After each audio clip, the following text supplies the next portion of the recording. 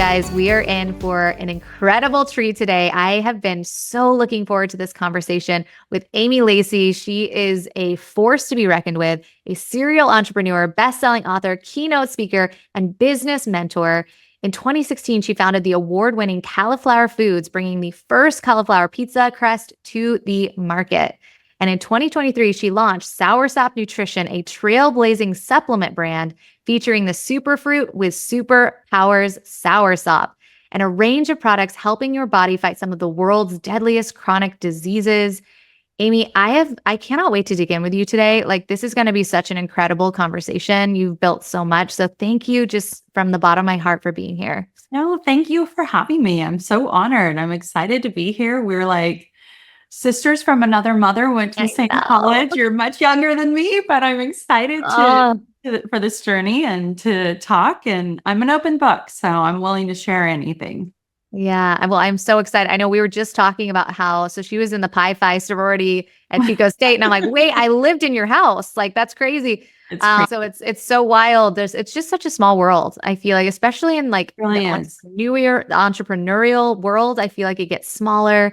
And what I think is really wild is there's been some powerful entrepreneurs that came out of Chico State too. And I was like, there's got to be something in the food, in the water, the cauliflower foods. Like, I don't know what it is, but I'm like, there's something there. I'll tell you what, not to go on a tangent, but I really believe there is something there. So we have Sierra Nevada Brewery, which by the way, was my first mentor. Yes. I'll just sidebar on that story and tell you a little bit about that story. So my dad was alcoholic, drug addict. My mom left him when I was 2, and my mom was a struggling single mom.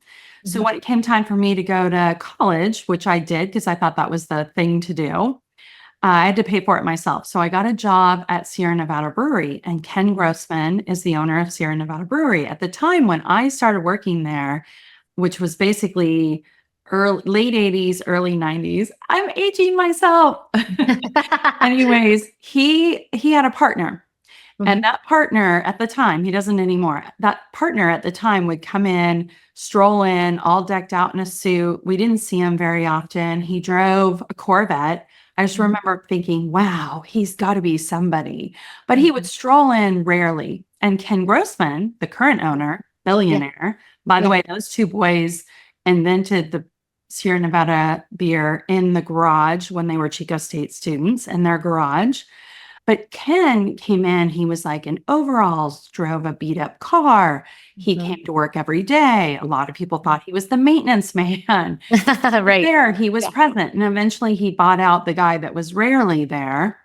And now it's a multi-billion-dollar business that him and his wife and his 2 kids. And when I worked there, his kids were like little, like his little son was like 10 running around. And now he runs the brewery that they opened up in, I believe, North Carolina. Wow. So it's just, I guess what I want to say with that story is Ken was my first mentor. He gave all of us that were full-time employees. So I was a full-time employee and a full-time college student, but he gave all of us a 401k. That was my first 401k. And he was just a mentor on how to, if you work hard, you stay with it. I got to see a ton of mistakes that were made and how they overcame their mistakes and things that they did. And it was a great experience for me. I worked there for 4 years, but it really grounded me on like hard work does pay off. Perseverance does pay off. So that's just a fun story. But going back to Chico, there's so many. Build.com, they were our friends. They sold that company for $51 million to Ferguson. Clean Canteen is the company we use. I use quite a few, even though I don't live in Chico anymore. I live in Florida. So after I sold Cauliflower, I moved to Florida because of the Camp Fire. I don't know if you remember a town burning down. Northern California, an entire town burned down. And my extended family lived in that town, the town of Paradise. And so they were in my house. And so I saw that as a sign from God that like I needed to probably take one of the offers I was given for my company and move everybody out of Northern California. So what I did, everybody gives me a hard time. I moved out of fire country to hurricane country. I say this, well, at least with a hurricane, you have a warning, like, you know, it's going to happen and you can prepare for it. The fire that burned down Paradise, the campfire, there was no warning. It happened so fast and it burned an entire town in like, it seemed like minutes. I mean, 87 people didn't make it out. Yeah. So it was crazy. So, but yeah, going to your point, there's something magical in the ground. And Yeah. two of my investors are in Chico. And so I consider this new company, Be Me Beyond Medicine, which is Soursop Nutrition also. I consider it coming from Chico because two of the investors are there and one of them is actively involved in the day-to-day ongoings of the company. So I hope we get that Chico magic in this new company and it just goes gangbusters like Cauliflower did. Wow. Yeah. And I feel that for you. Like I've tried your products. They're tasty, first of all, and they feel good in your body. Like I know when I took it, I took it when I was at an event. There was like little samples you were giving out and I took it and I wasn't feeling good that day. And by the end of the day, I'm like, I feel better. I'm like, the only thing that changed was I think taking the Soursops, which is really interesting. So I was like, thank God that was in my bag. So that was like what I think is just so interesting and so beautiful about you is that I think you take such a new approach to health. Like you're looking at health from such a holistic way, which is so needed. So I would even love to dig into that even more. Like what inspired you to start to look at health from a more holistic perspective? So that's a great question. And I am really serving the person I once was, is what I like to say. Yeah. So for Cauliflower, like I said, my mom was a single mom. So having family wasn't, having family dinners and things like that didn't exist. And so when I got married and I had my 3 kids, I wanted family traditions. So we used to have this Friday night family pizza and game nights or pizza and movies. I say used to have because they're off to college now. I have only one at home. We still do things, but it's not the same. Yeah. But anyways, I really love to preserve like that family unit. Like it just meant so much to me to have traditions and so forth. Well, one Saturday morning after a Friday night of pizza, and I'll be honest, the pizza consisted of Round Table Pizza, which is in Northern California, Domino's Pizza. It's like whoever won the pizza, that's the pizza we got that Friday night. And sometimes I would make homemade pizza, but even that wasn't healthy. But one Saturday I couldn't get out of bed. I was in so much pain. And I had noticed that I would be in pain sometimes on Saturdays and Sundays, but this was unbearable. And it turned out I was diagnosed with lupus. And so my body was attacking itself. So I had to go, I did an elimination diet and it came to fruition that I was having problems with grains. So even like rice, even though rice is gluten-free and a lot of people that have lupus just go gluten-free, I had to go grain-free, which made it really challenging. So the only thing in the grocery stores for pizza that was gluten-free was Udi's. And that was worse than eating the Round Table Pizza. Literally it made me feel worse. Yes. So I went on a mission looking for a gluten-free, grain-free. There wasn't any. So we found a recipe online for a cauliflower pizza crust. And I always laugh and say, as a family, we didn't even eat cauliflower. It wasn't green, so I didn't really consider it a vegetable. It smells terrible when you cook it. And I just didn't, I don't know. I was more of a broccoli girl. And so I never really even bought cauliflower, but we tried the recipe and it was an epic failure. It made like, it was just so messy and fell apart, but I kept trying it. And I realized the cauliflower is so bland, it'll take on any flavors that you put with it. So in a way I was like, well, this vegetable is actually kind of a genius vegetable because it will take on all these flavors. So finally perfected the cauliflower pizza crust using a juicer. One of the diets I tried, because when you get really sick and you can't get out of bed and I was sick for 9 months, so sick that my 2-year-old at the time had to go stay with my in-laws because I couldn't pick him up. And that was a rock bottom moment for me because it was like, I can no longer be the wife I am supposed to be or want to be. And I'm no longer the mom I want to be. And my youngest is gone for me for a couple months. So it was a real rock bottom moment for me. So it was important for me to figure out this eating thing and feel better. And so we used a juicer on my many tries of trying to get healthy. I had been juicing And it took the right amount of liquid out of the cauliflower and made the perfect cauliflower pizza crust. Well, I loved it so much. I started feeding it to family and friends that didn't have issues, but I'm like, this is just such a healthier version of pizza. And one of my colleagues at the time, so fast forward, because this is important in the whole context of how cauliflower grew. It took me probably about a year to get really healthy. I ended up losing 48 pounds. I got off on all my medications because the doctors had me on steroids, steroid shots, which is even worse, and Plaquenil, which was the drug that everyone was talking about during COVID. So they have horrendous side effects. Steroids, you stay awake all night, you're crazy. I end up being like really crazy. And Plaquenil has all kinds of eyesight. You gotta get these special tests done for your eyesight and all this stuff. So both of them, it was a goal. And I was on Wellbutrin because I was depressed. And I was on, because the inflammation was attacking my body, I was on a water pill to get rid of some of the water weight and inflammation. So I was on 4 pills. I went from nothing to 4.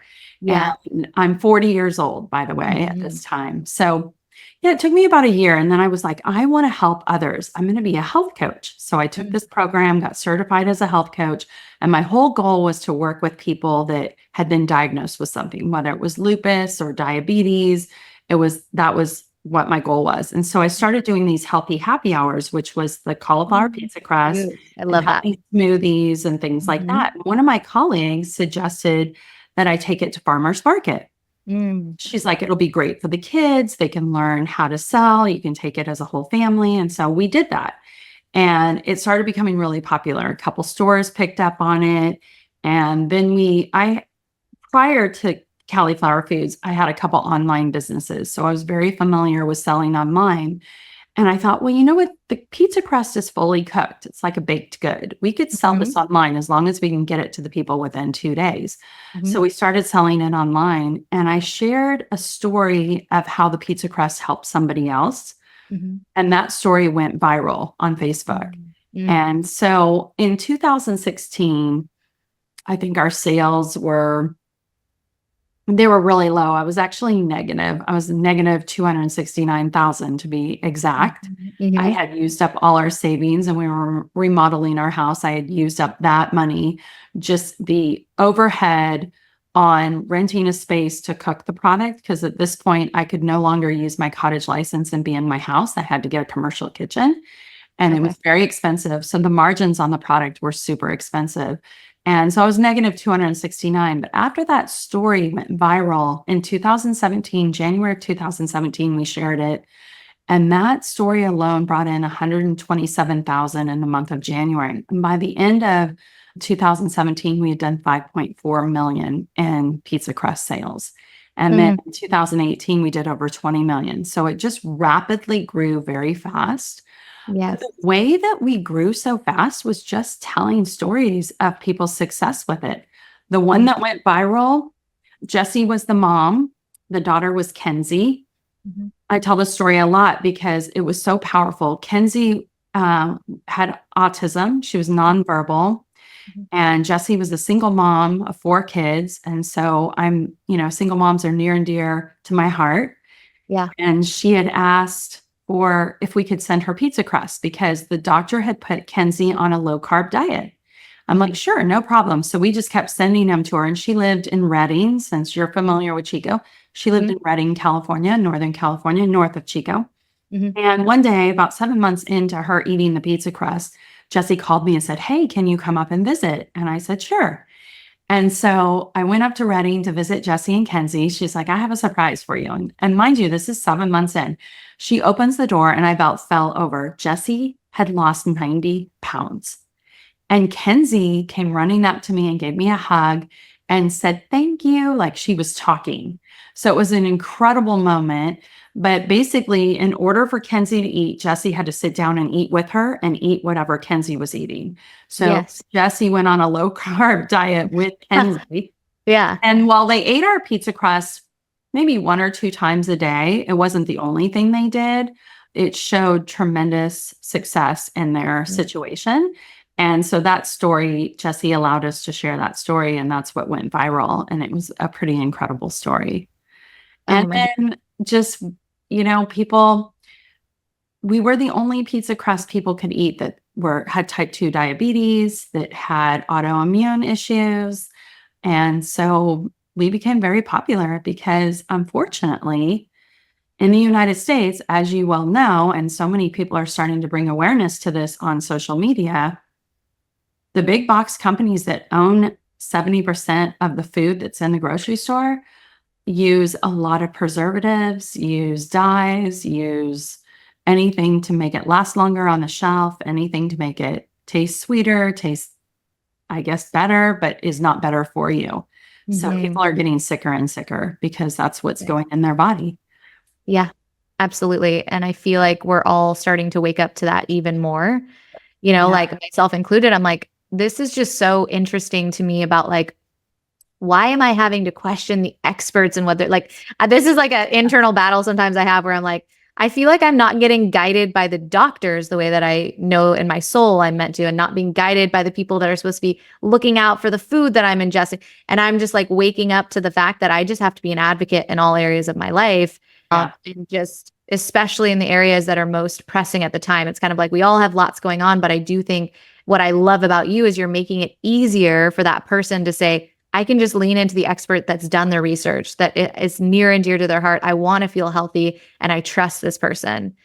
For the person that's like, I'm too busy to look at all the things, but now I know that this isn't working, but I trust this person. I want to start leaning into this. So I think that's something really beautiful that you've done with your background, your brand, how your heart is in it.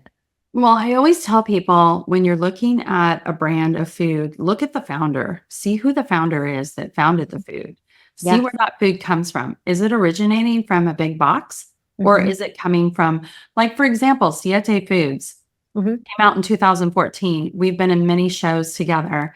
Actually, I had a meeting with one of them in 2018 asking how, because we were doing better than them on e-com, Mhm. talking to us about how to e-com the brand. But Pepsi Cola just bought them for 1.2 billion, or it hasn't closed yet. I guess it's going to close in first quarter of 2025. Mhm. So I think there are some companies that are trying to buy healthier brands, but if you look at the Siete Foods family, they're Mhm. all involved. She was sick. Mhm. She created the product because had an illness. So it Mhm. comes from a really good background. Let's pray and hope that Pepsi doesn't mess it up. Yeah, Pepsi, if you look at Pepsi, they are directly involved in some of the big pharma drugs. Now, exactly. interesting, some of the food companies have a say in some of the big pharma. So the Mhm. food that you're eating is causing the problem that you need the drug to Yes, get better. exactly. It's criminal. I It think it's is. I criminal. absolutely It's agree with like you. insane. But Yes. we're all like, especially in the United States, I just got back. My daughter is studying abroad, and I just got back from visiting her. I Mhm. had no problem with the food, zero Mm, problem, because exactly. in Yes. Europe, they don't allow certain flours in there, Yes. and you just feel better. Mm, I didn't have any inflammation, and I always test it out too. I'll always eat a pizza if I'm in mhm. Italy just to try Yes. it, and I never had a problem there. So, and I don't have to order a gluten-free pizza. I can eat a regular pizza and not Right. have a problem. Yeah. It's so wild. It's so beautiful. Yeah. Yeah. So I think in the US, we're getting sicker and sicker, and more people need to come up with better solutions. Mhm. And so with Soursop, what happened there was, it's crazy because I'd never heard of Soursop fruit. I'd never had it before, never even seen it before. And when I moved to Florida, I moved my mom, my stepdad, my aunt, my husband, and 3 kids. By the way, my husband is a physician. So he's in Mhm. Western medicine. So Yeah. I can say I've been with him since medical school. They got a half day of nutrition training. Now Exactly. he's ear, nose, and throat. He's an expert in all of that. He's had, many years of training in that. But actual nutrition, a half day. And Mhm. everybody that he went to school with, some of them are family practice docs. They're treating people that are coming in with disorders caused by the way that they eat or obesity. Jim isn't treating that part, but they too only had a half day in nutrition. And I'm not defending doctors, but I have an insight view of what's happening. And Right. for example, my husband no longer has his own practice. He works for the hospital. And there's so many RVUs he's required to do. Like has to do them. And so that means so many patients he has to see a day. So it's almost like he's on a time limit. He can't spend a ton of Yes. time investing in one particular patient to help them. He has to spread it out. The hospital doesn't allow it. And it's tragic, I think, because when he had his own practice, yeah, sometimes people would have a long wait to see him because he would be in with the patient longer than he had planned. But he could spend a little more time with those people in his own practice. He wasn't pushed by RVUs. So it's like the hospital administration, it has nothing to do with medicine, is pushing, see more people in less amount of time. So that's also another tragedy in our system here in the United States, I think, the push of physicians. So not to defend them, but I do think they should have more nutrition training in med school. And I do think hospitals should back off on what they require. You know, sometimes there's difficult patients and they need more hand-holding. That's just my opinion on that. I totally sidebarred, but back to Soursop. Yes. When we moved to Florida, the person that helped me build Cauliflower Foods, her name is Jimmy.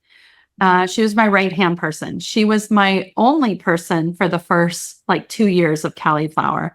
She actually was my esthetician in life. And I used to get lashes put on my eyes because I also have Sjogren's, which is another autoimmune condition that affects your eyes. And mascara really bothers my eyes. So she used to do my lashes. And, you know, if you've ever had lashes put on professionally, you're laying there for a long time. And so we got to know each other very well.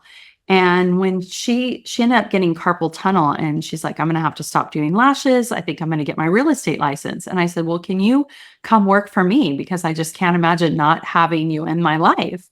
And so she came and she and I literally built Cauliflower Foods. And a lot of people say, well, how did you know how to do that?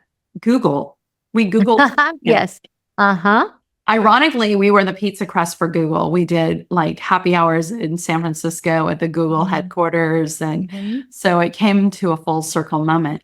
But when I moved to Florida, Jimmy had got breast cancer. And my mom also was diagnosed with breast cancer, right after I moved to Florida. And I was currently put on sabbatical from the venture capitalist that bought Cauliflower. I was still an employee. I still had a little bit of equity, but they put me on sabbatical. And so during that time, I had a lot of time on my hands and I ended up researching anything I could for cancer because Jimmy was going holistic and my mom was doing traditional. And I was taking my mom to all her radiation appointments, but Jimmy was doing holistic. So I was looking at ways to help them. And I ended up meeting this lady randomly. And I think it's a God moment, actually, that just randomly we were talking about what we do. And I told her the story of Cauliflower. And she's like, wow, you know, I should take this fruit and make it a business because it's really helped my daughter who was diagnosed with cancer. And I'm like, well, wait a minute. I'm looking for something to help with cancer. Tell me more. Yeah. And she's like, well, it's called Soursop. And my uncle lives in the Caribbean and he keeps sending me the leaves and I keep making tea for my daughter. And it's really helping her. So her daughter was diagnosed with cancer and her daughter was only 17. And she was getting lesions on the back of her throat, struggling to eat. And then I don't mean to sound gross, but lesions also on her rectum.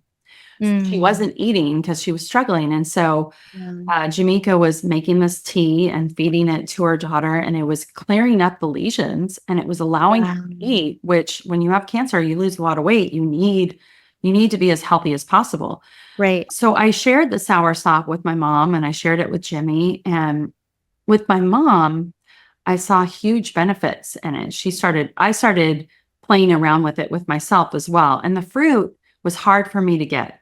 And it was also $15.99 a pound. So I got one box, I remember, of 4 pieces of fruit. One of them was completely spoiled and it cost me like $336 for 4 pieces of fruit. just outrageously expensive. So I'm like, there's got to be a way to make this into something that makes it easier to consume, easier to get. And, I started researching that in the UK, they're doing all these studies. And I don't promote soursop for cancer because I can't. I'm just saying that it helped my mom. And for me, it was helping with the inflammation. So the stress of moving, the stress of being put on sabbatical for a company that I had built that was rapidly changing, the stress of the fires, the whole stress, I started getting really sick again and getting inflamed. And so I noticed that it was helping me. And so, yeah, that's how it started. And I basically worked for about, and this is during COVID, by the way. If I could have gotten the product out during COVID, I'd be a bazillionaire right now because it really helps with your immunity. It builds up your immunity. But I wasn't quite there. I was playing with it. I started working with a manufacturer, and I started getting samples in the house during COVID, and our house became like a science experiment. And I started playing with all my relatives with it. And we saw great benefits. And so I'm like, okay, I'm going to move forward with this.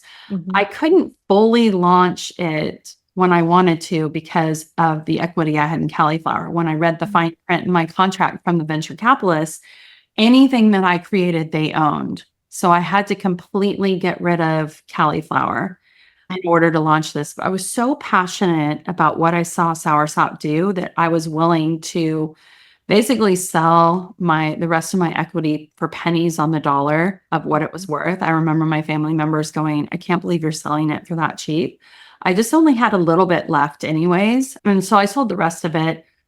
And that way I could be free of that contract and just be free and move on to Soursop, which again was serving the person I once was. I started getting sick again. I saw huge benefits with it.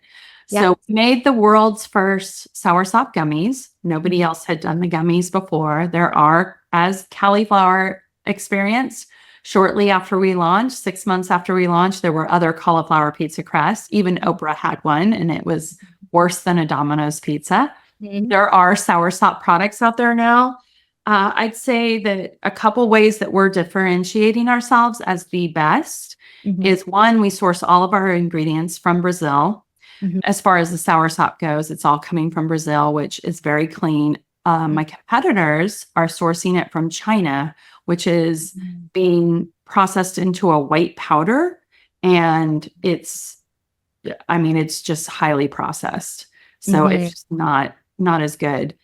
And then we're doing a clinical trial, and the outcomes will differentiate us from the others. Like most people aren't going to spend the money or put in the time and effort into a clinical trial. It's not required. Anybody can put out a supplement, by the way. It's not highly regulated. It's starting to be regulated, which is good, but it's not highly regulated. So anyone can put that out, and that's scary.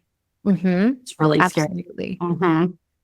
So we are doing this clinical trial. It's a double-blind, placebo-controlled clinical trial, and the outcomes, whatever they are, right? Yeah. released. I'm confident they're going to be very positive. Confident. Because the other studies show such positive benefits to Soursop. So I love it because for immunity, it's high in vitamin C and it builds your immunity. I love it because it basically slows down your metabolism, as far as not slowing your metabolism to be bad, but slowing down the carbohydrate breakdown so it keeps you full longer. And it helps with weight management. It's such a superfood. It helps with anxiety. My daughter has been taking it in college. It's helping her with her anxiousness with test taking and so forth. There's just so many benefits. And as far as cancer goes, what we refer to, instead of promoting it for cancer, we just share the clinical trials that are out there. So WebMD just published a peer-reviewed article, April 20th of 2024, that talks about how it attacks unhealthy cells, but not healthy cells. So cancer cells are highly energetic, and it will attack the cancer cells versus the healthy cells. And that's what they're studying right now. But like I said, I can't promote it for that. I can talk about this study. Yeah. You can tell the change of the seasons. My lips are getting chapped and I keep Oh, today in Dallas, I mean, yesterday was 95, licking today was them. 55. I'm like, what? Whiplash. What Yeah. just happened? It was wild. Wow. I just think that that is just, I'm so grateful that you're spending the time to really, because there's just so much here. What I'm hearing, because there's so many entrepreneurs that are tuning in, is the brand story. It's like, it's really starting to connect to what did I need in that moment in time that really deeply supported me, and Mhm. sharing those brand stories, sharing the stories of the people it supported. That is so connecting for people. That's what people want. They don't want, they want to know that it was sustainably sourced, and they want to know that your heart and soul is into it. I want to know that. That's what makes me want to purchase something versus, and I'm so glad you gave the clarity on anyone can create a supplement, and so I think it's really, really powerful that you're doing this double blind test, and I'm positive those results are going to be amazing. And there's just so much here in your story for entrepreneurs to kind of pick up on based on all the things that you're sharing. It's this idea of resilience, like really tapping into that resilience of saying like, I can do this. And if this isn't netting out the way that I desire, I'm trusting that I was brought this for a reason, this other thing, Ex- right? Exactly. Yes. It's follow the Exactly. I mean, breadcrumbs. Yeah. it's so interesting. When I was put on sabbatical, I got really depressed. I mean, Yeah. there's so much more to that story, but I'll just give you a quick version of it. The venture capitalists came in and they were like, okay, we need to be in every grocery store. Mm. That's the way to go. And the majority of our sales were from online. We were number one on Amazon for pizza crust, all pizza crust, even Yeah. beating out Boboli and Mama Mary's for 16 months straight. But they came in and they were like, and we had a Walmart contract and we had Whole Foods, but we need, more than that. So their whole goal was to restructure it. So they fired my team, who, when Cauliflower started growing, I had to quickly learn the food industry and quickly learn how to do an Mhm. 8-figure business. So I Yeah. hired like friends and family, people that were close to me because I wasn't seeing anybody. I was so busy. Yeah. And and they fired my team. And so a couple of friends of mine that I had known for 20 years were no longer speaking to me because they were fired. I mean, everybody put their heart and soul in this company. They built it. It wasn't just me. Yeah. And here they are. I sell a portion of it off. I move to Florida. They get fired. So they Mm. stopped speaking to me. So that was heart-wrenching. And then moving to Florida and not knowing anyone. And then 6 months later, COVID hit. Now, Florida was more open than most states, Mhm. but still, I didn't know anybody and things weren't happening to meet people. And then put on sabbatical, while I was put on sabbatical, they changed all my passwords. So I was no longer had access to Shopify or any of the accounts that I had created to see what was happening. I couldn't Uh-huh. see anything. So they basically pushed me out of my own company, which I guess is pretty common now that I've learned a lot about venture capitalists. But I went into a deep depression. Here, my mom, Yeah. who I've restored a really good relationship with, because that's a whole nother story of my childhood. It was a little rough going in my teenage years, but we've got a great relationship. And she's diagnosed with cancer, which is scary. The right-hand person, the person that I'm still speaking to, who also got fired, and she blames a lot of the stress that the venture capitalists put on her as part of the reason why she developed breast cancer. Honestly, she has Mhm. said that to me, the stress, she believes the stress and the unhealthiness that comes with stress, not Oh, yeah. sleeping, all of that. Yeah. So having all of that happen, I got very depressed. So it was just like, here we go again. I feel like this is a full circle moment. Here I Mhm. am. It's like, I'm sick again. And what am I going to do about it? And I will tell you, like, I have my dream home. I live on the water. I had all the material things I needed because I had now had the money from selling part of the business to have those luxuries. So the work had paid off monetarily, but I am here to say money makes things a little easier, yes, but it doesn't buy you happiness. And Right. so I was so miserable again. Mhm. And I think I threw myself into figuring out ways to help others. And when you serve others, that's a great way to combat depression. You get Mhm. out of your own way and you start serving others. And so I knew enough to do that.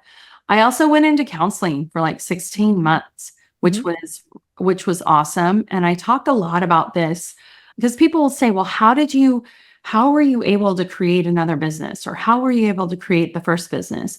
And I think, growth, internal growth. If Mhm. you can put in the time and energy and possibly money and into investing in yourself, like masterminds and things like that, Mhm. I think you get so much growth out of those that for me, it enabled me to keep going and create more. So the counseling helped me tremendously. Mhm. And what I did in counseling was I did trauma therapy, I did EMDR, and I went through those teenage years that I had always pushed down, never Yes. shared with anyone, too embarrassed to share everything about it. But at this point, I'm like, you know what? I think I've made it. I've created something. I feel pretty successful. I'm not embarrassed to share anymore. And I hope it helps one person. So, Mhm. doing the trauma therapy, I learned how to forgive. And I Mhm. learned that, forgiveness is a choice. You get to choose to forgive somebody, you get to choose to forgive yourself.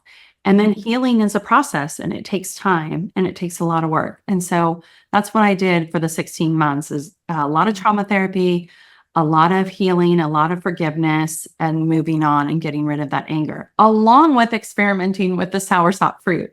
And so Yes. after I was done with all of that, I was like, okay, it's time for me to try to get this out into the world. And so, yeah, so I sold the rest of the shares, and then we started getting ready to launch. And so I can honestly say I've probably been using Soursop now for a good 5 years, 4 years, almost 5 years. Mhm. So Mm. I've seen tremendous benefits.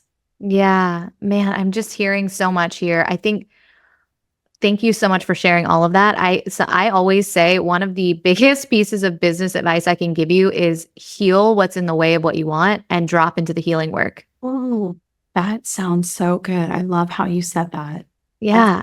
yeah. It's the thing that transformed my life, my business, because your business is an extension of you and all of the trauma, all the things that you haven't allowed yourself to process, release, move. And so I think it's so empowering when we can start to really connect to what's been in the way. Because we could literally copy and paste someone else's business strategy. But if we have a massive fear of success or we have unprocessed emotions, they're going to manifest in the body, or it's going to manifest in what we're experiencing as far as business growth and things of that nature. We really need to connect to, in my mind, I feel like the body is telling the story of the soul.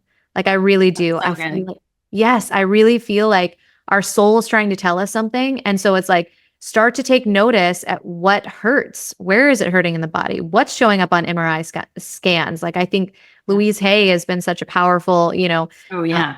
catalyst for like, let's figure out the emotional causes for the physical ailments. And also, what are the emotional causes for maybe why your business isn't going in the places you desire? And so Yeah. I think that's such a huge part about what I do too, is like, that's been such like one of my biggest missions as well in business is like, helping people heal what's in the way, because it really is about, we could copy and paste, like I was saying, someone could make 7, 8 figures and we're making $300 and we're like, what's happening? And it's like, there's energy, there's stories, Yes. there's limiting beliefs, all of that's in the way. Let's uproot it. Let's move it in whatever Yes. ways that looks like you talked about EMDR, whatever it is that starts to help you really move that energy. Because the one thing that I know is it's not about just talking about it. Find a solution to move that energy when we Yeah. think about our emotions.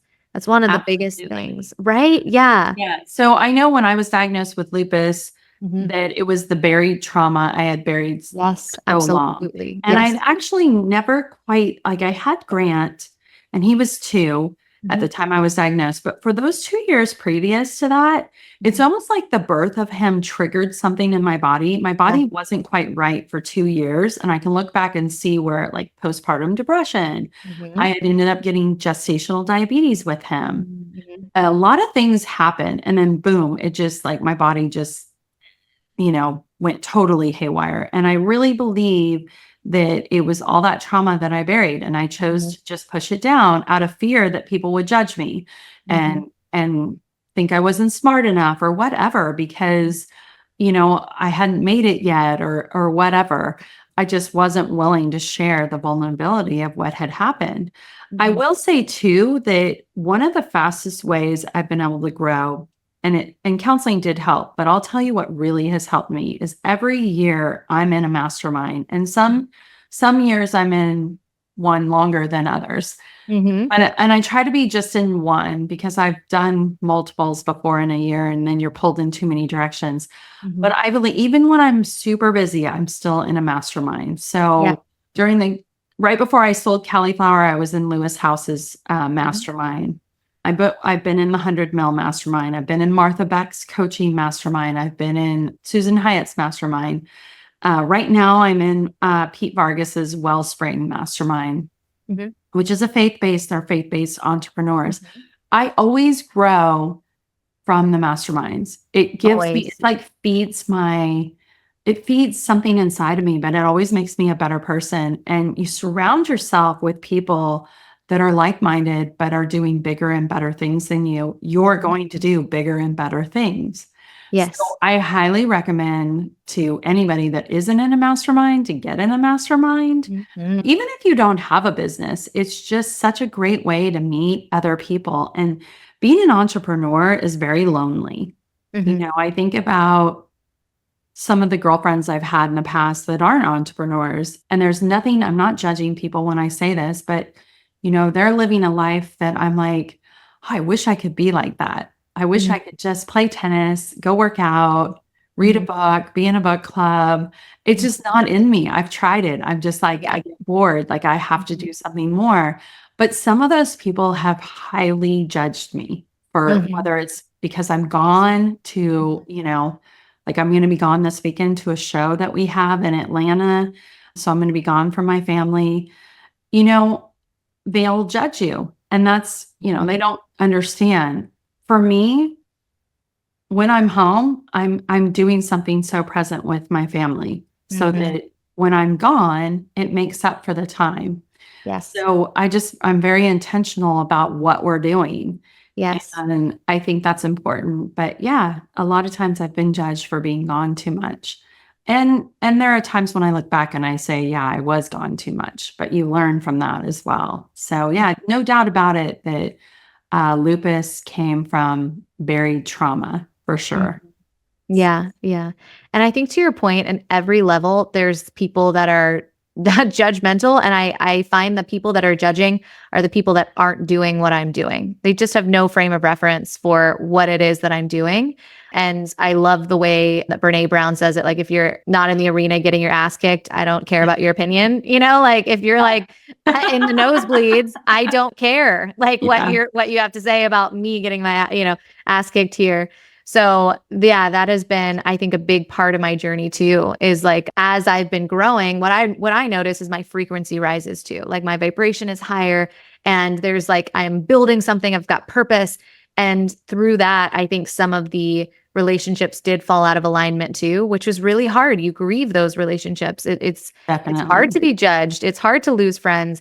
But I will say that it created space in my life to call in people, masterminds, purpose like I've never experienced before, where I'm like, thank God it created the space. Like there was a void for a little while that I did some deep healing work around. But at some point I was like, wait, if I had tried to hold on to this, I would have lost my purpose. I would have lost myself. I just had to start honoring myself more than I ever had before. And I get it. It's confusing for people when someone's a shaman or someone's a sorority girl and they turn into a shaman.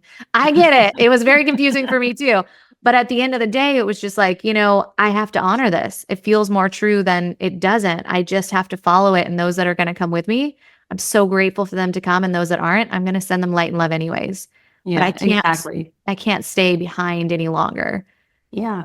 Yeah. Exactly. So, I love that. Yeah. I think it's so powerful that you mentioned that, because I do think it can feel really lonely. But when you step into a community like a mastermind, where you're surrounded by like-minded individuals that are getting their ass kicked in the arena, right? Like, I think that's one of my sole purposes for this entire, podcast is like, I want to talk to people who are getting their butt kicks all the time, like butts kicked all the time. And how are they breaking through that? And also, where did they find the success? What did work for them? when they were in there. So that's what I love about this space is I really feel like it covers it all. It's like, Yeah. how do you not do what we did where we stumbled? Like, what did you learn from that? How can I get there faster? But also like, what helped you? And like, Yeah. how can I learn from you versus someone who's just eating popcorn in the back? It's like, no, I want to hear from the person that's in there with me. Yeah. Let me tell you my top 3 big mistakes that I think Yes, it please. might help people out Yes. there right now. Uh-huh. And they're mostly, I mean, I have some new mistakes with Soursop, but I'll go back to cauliflower. Mhm. One of the mistakes I made that cost us $1 million, Mhm. and the moral of this is just to be truthful and authentic. Mhm. So I was down in Beverly Hills and I was on a panel. It's kind of funny because like I was on a panel with all these bachelorettes and then like Tori Spelling was there. And I was Okay. like the one person that wasn't like famous in that way, had been on TV like that. Okay. Yes. But I was Right. on this panel and it was working moms. Okay. And so we were doing new packaging and I am the last sign off on the packaging, right? And so I was quickly reviewing it because I was getting ready to be on this panel. Mm-hmm. And anyways, I signed off on it and it turned out that our macros were off on the packaging. And so we end up launching the packaging. We get a call from, or actually some nasty letters, and then a call from various different people that were purchasing the products. You know, that these people are trying to manipulate you, that these macros don't add up, this and that. So I get a call from my team telling me, because at this point I'm no longer on customer service, but if there's ever a situation, I always want to know about it. Right. And so I get a call that we're getting these, and Jimmy, my right-hand person, says, Amy, the macros are wrong. Like you didn't catch this one number was flipped. Turns out I'm dyslexic, by the way. I learned that. Yeah, I think I might be numerically dyslexic. Like I think sometimes I flip numbers. Yes. I flip numbers a lot. So I'm dyslexic and I didn't know it. And anyways, the numbers were wrong. And so the team got together and, we got to do damage control. We have 250,000 packages out there. What are we going to do to fix this? And they're like, let's just blame the packaging company, say that they got it wrong and when they went to print it. And I actually thought about doing that. And I was like, yeah, that would be a good idea. Nobody's going to know anybody from our packaging company. But then I knew in my heart that wasn't the right thing to do. And I said, no, we just have to admit that we were wrong and we made a mistake and we need to print new stickers and cover. We need to hire somebody to go into the warehouse and cover all of those. And then anybody that's complained, we need to send them a new product with the correct macros on it. The product was the same, just the macros were off. Right. So I ended up sending out a letter that I personally wrote to my community, basically apologizing that I was working too fast and got it wrong. And I didn't say I had dyslexia. I didn't want to make up a bunch of excuses. I just wanted the truth to be told.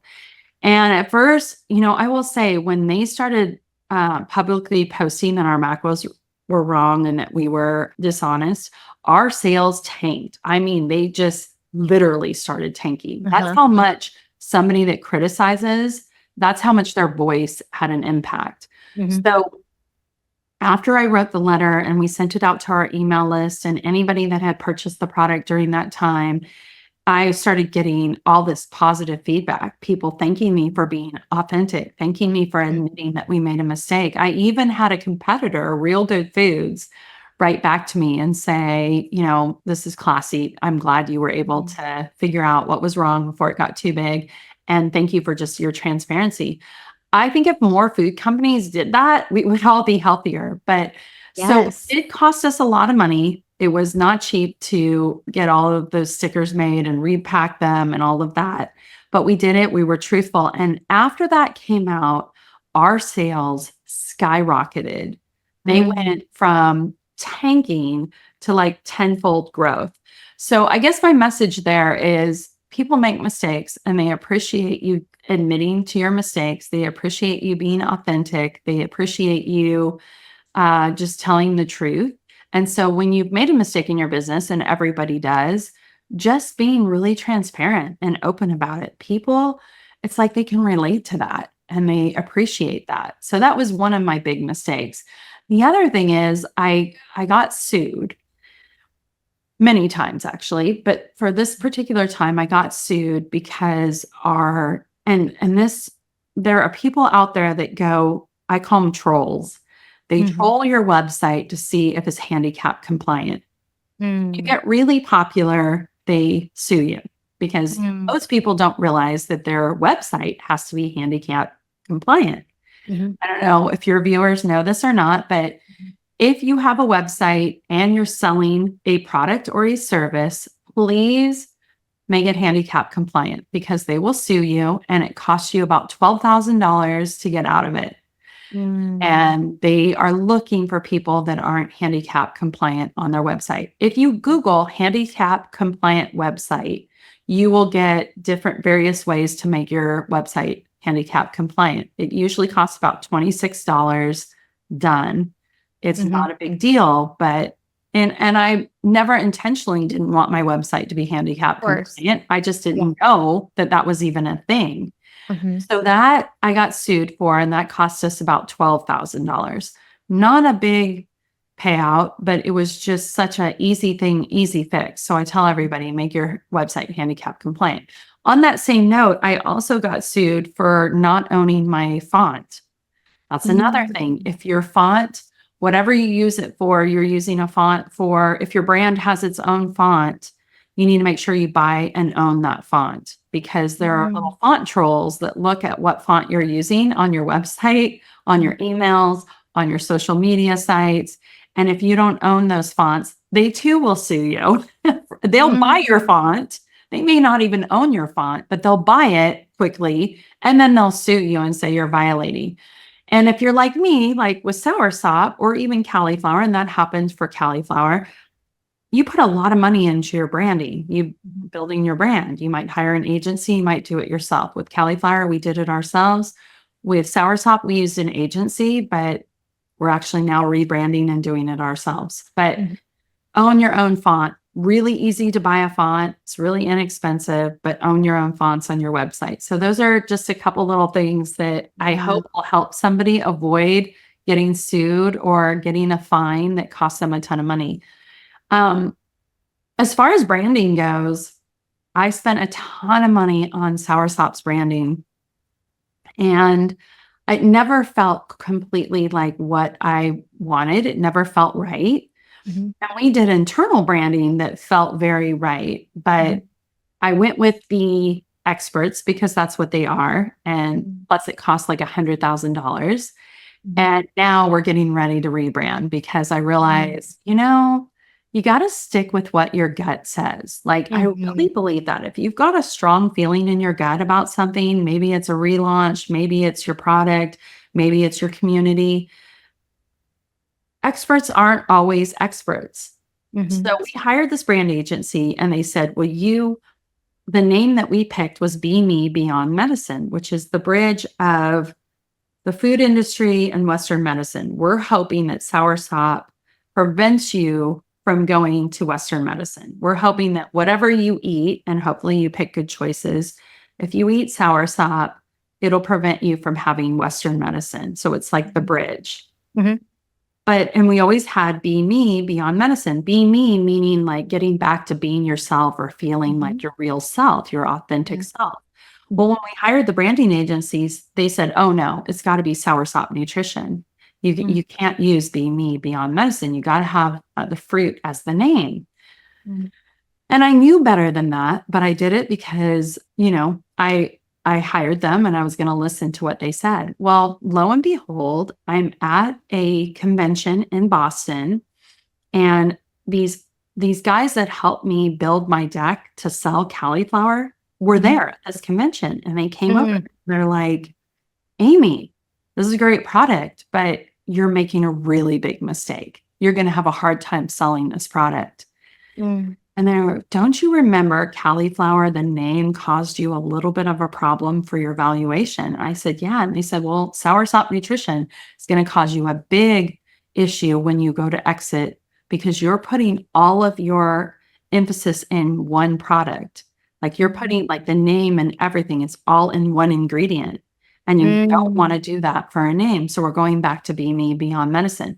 Now, in the defense of the branding agency that we spent so much money on, Soursop has been great for SEO purposes. A lot of people didn't know what Soursop is, so they Google it and they learn about it. And then hopefully we come up under Soursop Nutrition. But yeah, sometimes it's just about listening to your gut and going with your gut. And sometimes you might have experts on this side telling you one thing, but if you have a strong enough feeling in your heart and your gut, go with your heart and your gut. It's not going to steer you wrong. And every time I've gone the other way, I'm like, oh, that was a mistake. So I guess my point to that is we're getting ready to rebrand. It'll be launched in January. And our ultimate goal is to exit Soursop eventually. I have investors now. So that's the investor family goal is to exit. And, we can't be an ingredient when you want to exit. The name means something. So I don't know why I felt compelled. I always pray before I get on a podcast. Yes, me too. One of your listeners must need to know that either for the website, their name, branding, something. Yes. I don't just randomly share off the cuff type things like that, but somebody must need that. Absolutely. And that was the intention we set beforehand too, like, let us be conduits. Yes. I love that you did that, by the way. I've been on a lot of podcasts. Nobody has ever done that. Yeah. That. Yeah. And what we're talking about is I always, before we lean into a podcast episode, I always ground both of us together, just doing a quick breathing exercise. And then I just ask for both of us to be conduits for the messages that your souls most desire to receive today. And just a deep reminder, it's not about us, let us be conduits. And I always set that intention before speaking anywhere, whether it's podcasts, on stages, anywhere. Cause I'm like, it's so easy to get in our heads sometimes when we're about to get in front of a crowd. And it's like, wait, it's not about me. Let me be a conduit. And I always feel always feel that drops us into our soul, our heart, and just lets us kind of be an open vessel for, all right, God, use me. Like, what do you need me for? Who needs to hear this? And so I just think it always sets a powerful precedent for the space. So I'm glad we loved that. We talked about a lot today. We did. Yes. Forgiveness in the food industry. One other thing that I like to say, I'm saying it on every podcast I'm on. I want people to really read their labels and look at the founders behind the products. Our food industry, the FDA in the United States, allows a 20% variance on labels. You can Google it. You can see it. So what that means is that your food that you're eating could have 20% more hydrogenated oil or 20% more sugar, and they don't have to claim it. You won't know. They give that variance. That's a huge variance. Yes. And I guarantee you the big box companies take advantage of that. So I think you need to be very careful and read more than just the ingredients. Read, where did the product come from? What was the reason the product was created? And know that these big box companies are using that 20% to their advantage. So that's something also that I've been saying on every podcast. Just I want people to be very aware of that. And you can fact check me. It's right there. Just Google it. 20% variance with the FDA and it'll pop up. But I feel like I've been able to accomplish a lot. And I feel like people, if you have something really in your heart that you feel really strongly about, you will find a way. I had so many no's. I mean, imagine me going to people with a cauliflower pizza crust, like a veggie that's like the last veggie standing on a veggie tray. Nobody even likes cauliflower. And here I am trying to sell a pizza crust. I had so many people say no to me. And in that category, not me, not my brand, but that category is $1 billion category. It's huge now. There's cauliflower rice, cauliflower cookies. Even in New Zealand, they're making cauliflower ice cream. I mean, it's a huge business. And I think if you have something that you really believe in, that you've seen make a real big difference, and it's more than just trying to make money. That's the one thing I will say. I've never done things just to try to make money. Because if you're doing it for the right reasons and it helps people, it helps yourself, but it helps others, the money will follow. And that's on any business, your coaching, anything.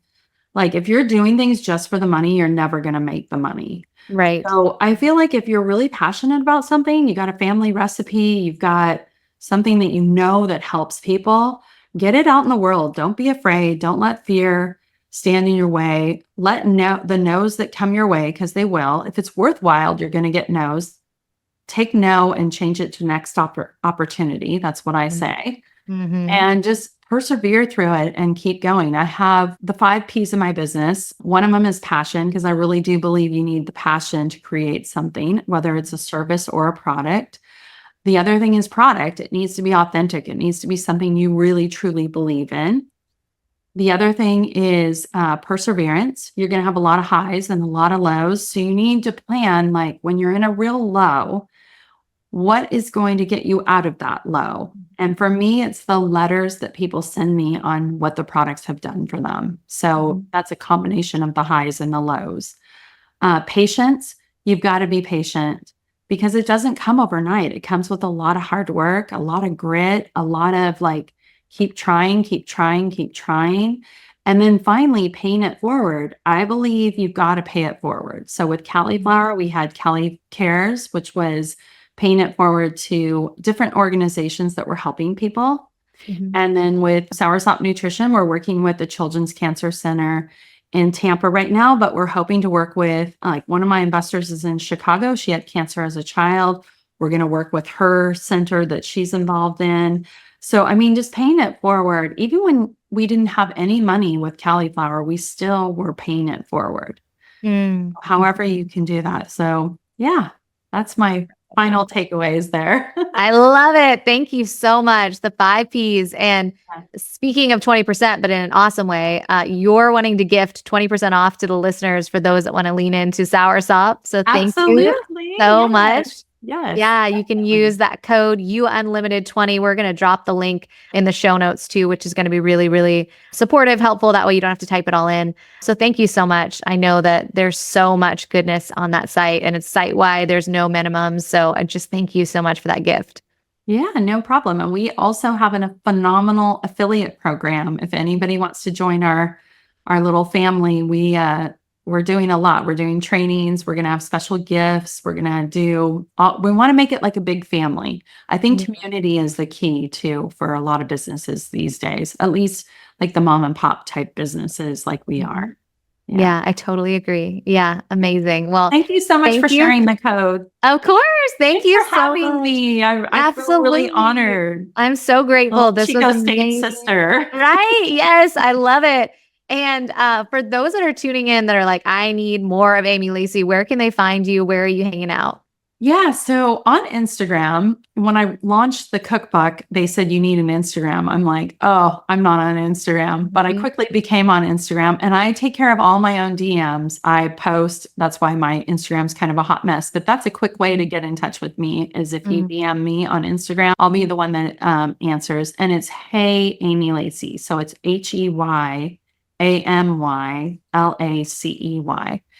Perfect. Amy Lacey was already taken. So, Hey, Amy Lacey. I love it. I love it. Perfect.